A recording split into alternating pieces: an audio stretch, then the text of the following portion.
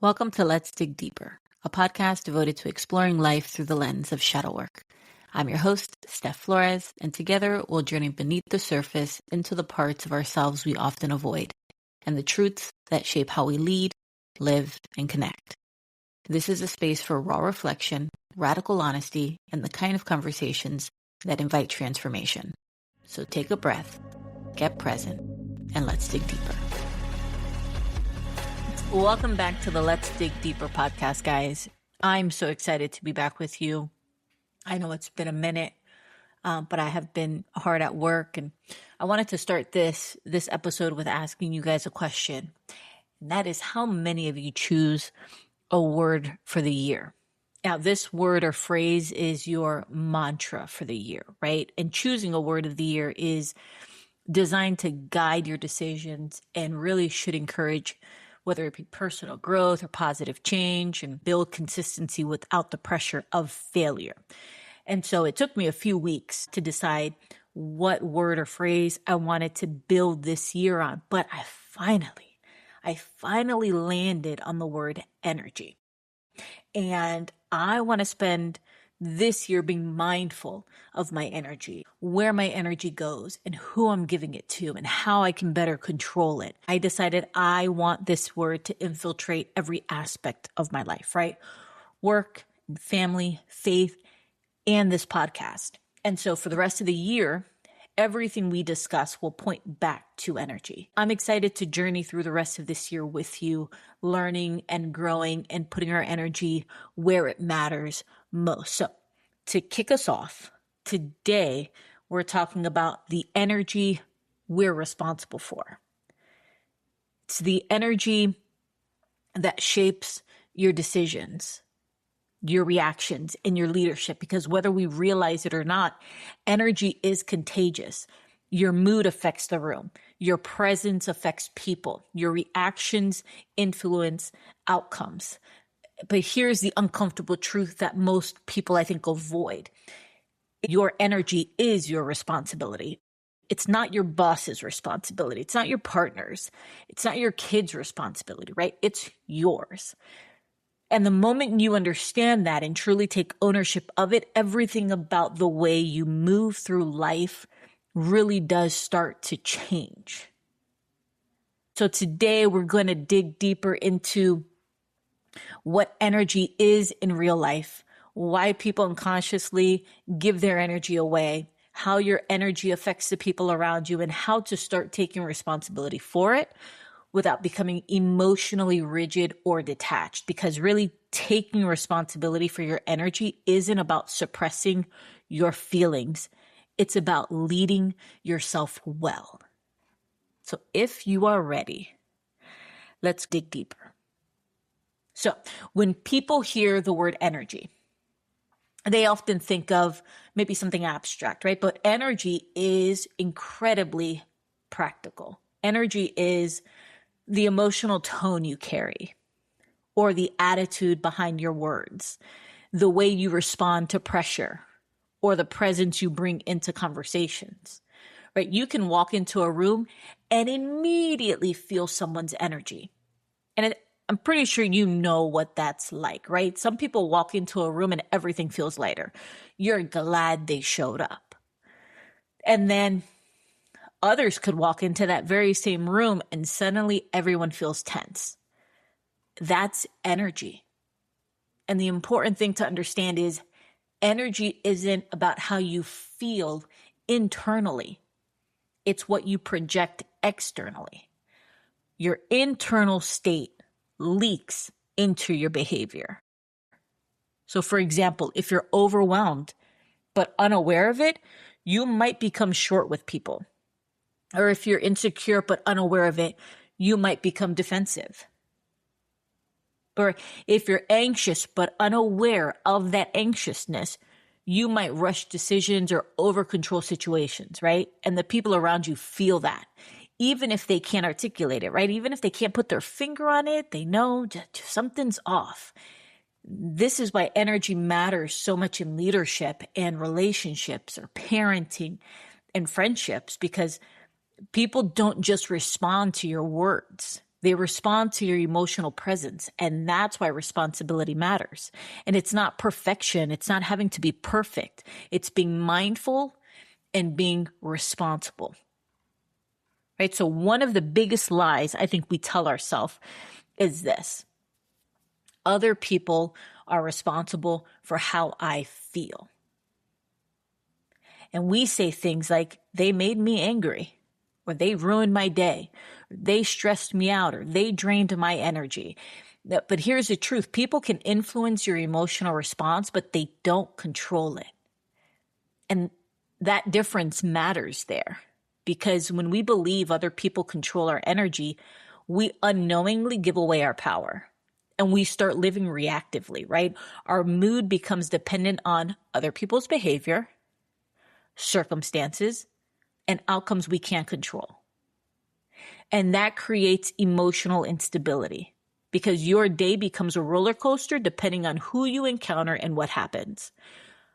But responsibility shifts that equation, right? So instead of asking, why are people affecting my energy? You start asking, how am I managing my energy? And that question alone changes everything. So when people don't take responsibility for their energy, it shows up in very subtle ways, I think, right? You see it in workplaces, you see it in marriages, you see it in friendships, because people become emotionally reactive. Small problems escalate into big conflicts, and tension spreads through environments. Think about a leader. Your boss walks into a meeting already frustrated. What does that do to the environment? Right? Maybe nothing has even happened yet, but their tone is sharp, their presence is low, their responses are short, and suddenly everyone in the room feels it. And people stop contributing ideas. They're walking on eggshells. People become guarded. The environment shifts completely, not because of what was said. He just walked into the room, but because of the energy behind it. And the same thing applies in relationships. One person comes home stressed. They don't process it. They carry it into conversations. Now everyone in the home, or just the home itself, feels tense. And suddenly everyone is reacting to an emotional state they didn't create. And this is why responsibility matters, because unmanaged energy spreads. And just to give you a little bit of background, the reason why I chose this word is because I know I give off a lot of energy. You will know when I'm happy, just as much as you will know when I'm not, when I'm in a funk, or when something is bothering me. My energy is strong in both the positive and the negative. And so this year, my commitment is to really control that and learn more about it. Because I think if I can learn about my energy, or just energy period, it'll catapult me into that next level of leadership, of relationship, of friendship, of being a mom, if I can learn to be responsible first for my energy. All right, so now I want to clarify, I think, something that's important. Taking responsibility for your energy doesn't mean suppressing your emotions. And I think I can get the two confused sometimes, right? Where my energy's off and my person is then wanting to know why, or is bothered, right, by the energy I bring into the room. And instead of speaking, I suppress, right? And I think that's good. And it absolutely isn't. Taking responsibility for my energy does not mean suppressing my emotions. You're allowed to be, and I'm allowed to be frustrated and tired and disappointed or overwhelmed. I'm allowed to be angry, right? Those emotions are part of being human. Responsibility doesn't mean pretending those feelings don't exist. Responsibility means recognizing them before they start controlling your behavior. And that's huge. So for example, instead of snapping at someone, you might say, I'm feeling really overwhelmed today, so I might need a minute to process before we talk about this. That's a perfect example of emotional responsibility. Instead of projecting stress outward, you acknowledge it internally. That small shift protects your relationships as well as your environment. Responsibility doesn't remove emotion, right? It creates awareness around it. So if energy is so important, right? Why do people give it away so easily? I think there are a few reasons. First, most people were never taught emotional awareness. I know I was never taught emotional awareness, right? I was taught how to manage my behavior. Maybe you were taught to manage behavior, but not emotions, right? So people grow up reacting instead of reflecting. And I think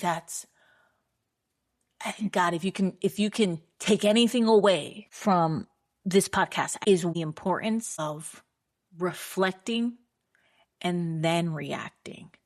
You're going to get a very different response. You're going to get a very different person when they understand the importance of reflecting before reacting. Second, stress lowers emotional regulation.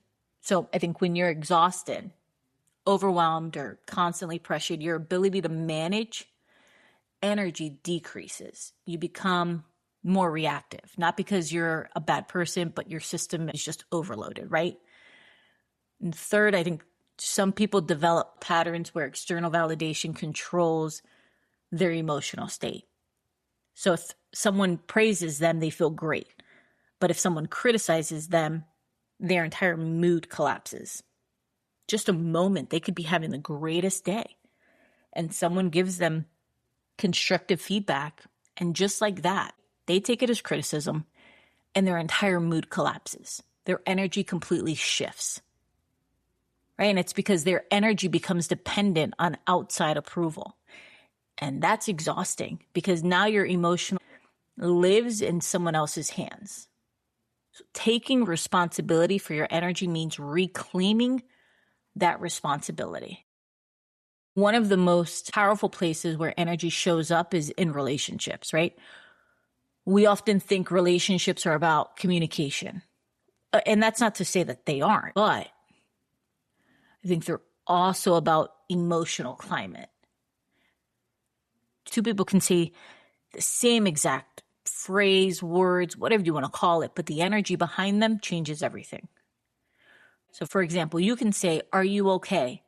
in a caring tone, or you can say, "Are you okay?" in an irritated tone. And it's the same words, but it's completely different energy. Relationships live in that space.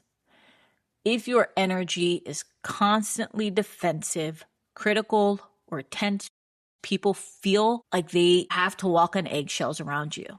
But if your energy is steady and calm and open, I think people feel safe being themselves when they're around you, right? Asking, what kind of emotional environment do I create for the people around me? That question can transform relationships. What kind of emotional environment do I create for the people around me? There's a book, I think by Brendan Burchard, and hopefully I'm saying his name right, where he talks about, before walking into the room, asking himself, who do I need to be when I walk into this room? And I don't think it's pretending to be someone you're not. I think it's being aware of, when I'm coming home from a long day at work and it was stressful and overwhelming and frustrating, who I was at work in that environment doesn't have to be the person I carry into my home. So who do you need to be when you walk into that room? What energy are you carrying into that room? Because whether you realize it or not, you're always leading, I think, something. Maybe it's your family, or maybe it's your your job and you're managing people at work. Maybe it's your friend group. Maybe it's just yourself, right? Leadership isn't just about decisions. Any leader that is listening to this right now, please hear me when I say leadership isn't just about decisions. It's about presence. People look to the emotional tone of the leader to determine how safe, stable, or chaotic a situation is. If a leader panics, everyone panics, right? If a leader stays grounded, people stay calm. And this is why the most effective leaders don't just manage strategy, they manage their energy. They understand that their emotional presence influences the entire environment, and that level of responsibility changes. It will change how you show up. So how do you actually start doing this? It starts with awareness. Ask yourself throughout the day, what emotional state am I in right now? Am I calm? Am I frustrated? Am I rushed? Am I anxious? Right? Just naming the emotion sometimes creates space between you and the reaction. And secondly, pause before reacting. A few seconds of awareness can prevent hours of damage. And I think that rings true in a lot of environments, right? Especially maybe relationships, right? A few seconds of you just being aware can prevent hours of arguments and disagreements and misunderstandings. And third, regulate your environment. Energy management includes sleep and boundaries, rest, emotional processing. If you never decompress, your energy will eventually spill over onto other people. Responsibility includes caring for the system that produces your energy. And so here's, I think, a powerful part. Not to say that all of it isn't, pretty powerful, but anyway. Here's the powerful part. When you take responsibility for your energy, you become less controlled by other people. So their reactions don't destabilize you as easily. Their opinions don't determine your emotional state. Their behavior doesn't dictate your entire day. You start moving through life with emotional steadiness. And that steadiness becomes a gift to the people around you because people feel safe around someone who knows how to manage themselves. So, today I want to leave you with a simple reflection. Ask yourself, what kind of energy do I bring into the spaces I enter? Into your home, your work, your relationships. Because your energy is never neutral. It's always influencing something. And the moment you take responsibility for that, you start leading your life instead of reacting to it. And that is powerful. I can't wait to venture this year with you guys and learning just more about energy. So until next time, keep digging deeper. Keep choosing you.